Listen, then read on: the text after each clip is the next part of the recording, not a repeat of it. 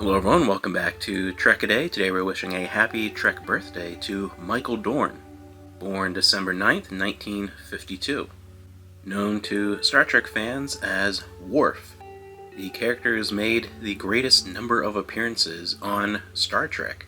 Starting off more of just a representation of the changing times and having a Klingon aboard the bridge, Roddenberry was a little against making him a more significant part of the main cast, wanted him a little more background, but slowly Worf moved into the foreground, and Michael Dorn was instrumental in helping through his performance and his growth with Worf through all of TNG and the TNG movies, through more than half of Deep Space Nine and Picard and beyond, in creating the great depth of Klingon culture that we have. A lot of what we got, a lot of what is some of my favorite stuff in all of Star Trek. I love the Klingon stuff, getting deep into their culture and their huge explosion of popularity in the 90s. A lot of that came from episodes exploring the character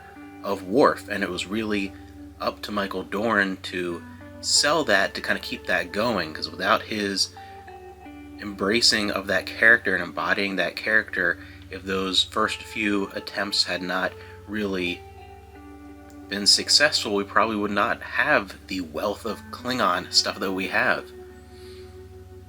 He's always been one of my favorite characters in the entire franchise, with the exception of his relationship with Alexander, Worf's legendarily terrible parenting skills.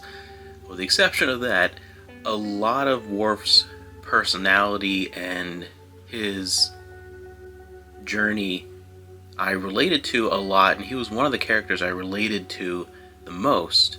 He's a character that I really enjoyed and loved seeing his move to Deep Space Nine, where he got even exponentially more growth than he had on TNG, involved in my favorite fictional wedding of all time.